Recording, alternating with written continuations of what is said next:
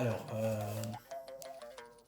pour répondre à certains compatriotes congolais qui parfois disent, mais écoutez, quand vous parlez de l'entrepreneuriat, euh, vous montrez aux gens que tout le monde peut devenir entrepreneur, alors qu'il n'en est pas le cas, alors que tout le monde n'est pas censé devenir entrepreneur. Mais écoutez, nous réitérons, et personnellement, j'ai toujours dit et j'ai toujours cru que tout le monde peut devenir entrepreneur. Et en fait, l'entrepreneuriat ne dépend pas de celui qui veut, mais cela dépend de celui qui peut en fait. Et si quelqu'un peut, bien on ne voit pas pourquoi est-ce qu'on devrait lui mettre les bâtons dans les roues.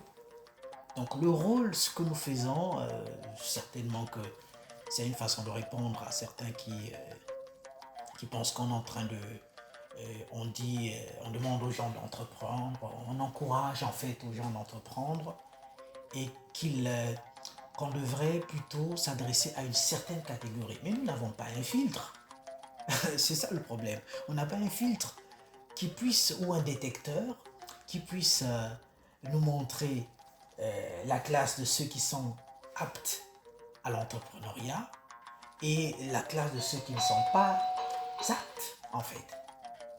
Alors, moi j'ai toujours, ça je le dis encore, que les Congolais, parce que je le suis moi-même, et tout Congolais en fait a un avantage. L'avantage c'est lequel? C'est que dans chaque Congolais il y a ce que moi j'appelle les tares.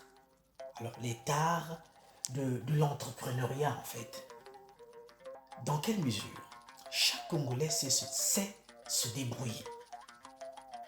Donc le débrouilladisme que l'on repère dans chaque Congolais, ou l'état de cette sorte, permettez qu'on l'appelle, oui, de débrouilladisme, est une forme, en fait, une forme d'entrepreneuriat, mais dormante, c'est une forme d'entrepreneuriat, mais qui sommeille, qui sommeille. Et cette forme peut se vérifier, on peut tous vérifier cela.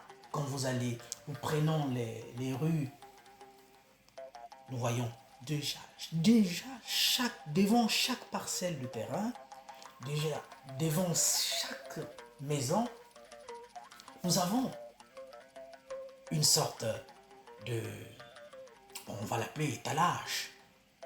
Donc chacun quand il loue quelque part, quand il construit, il cherche, il prévoit un endroit qui lui permettra de vendre, peu importe, même si c'est de la pacotille. Alors, vous voyez l'instinct du gain, l'instinct du gain qui est dans chaque Congolais, devant chaque parcelle, vous voyez qu'on vend parfois du safou, quand c'est la période des safous, on vend les mangues quand c'est la période des mangues, ainsi de suite. L'instinct là, en fait, c'est l'instinct entrepreneurial. Seulement, on le fait parfois de façon, bon, on va dire, traditionnelle. On le fait pour les besoins de survie, on le fait pour les besoins d'autoconsommation. Et cet instinct entrepreneurial, il faut l'appeler comme ça, si on le professionnalisait, on devient tout de suite des entrepreneurs professionnels.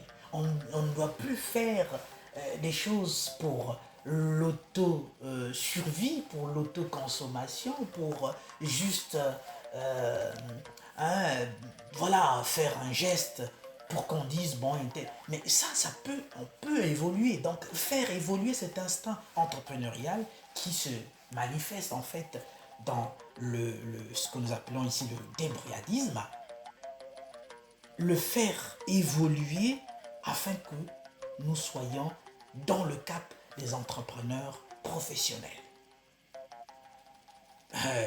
Ça, ça ne coûte rien. C'est juste une décision qu'on prend. Et qui décide peut, comme nous l'avons dit au départ, que ça dépend de celui qui peut, pas simplement de celui qui veut.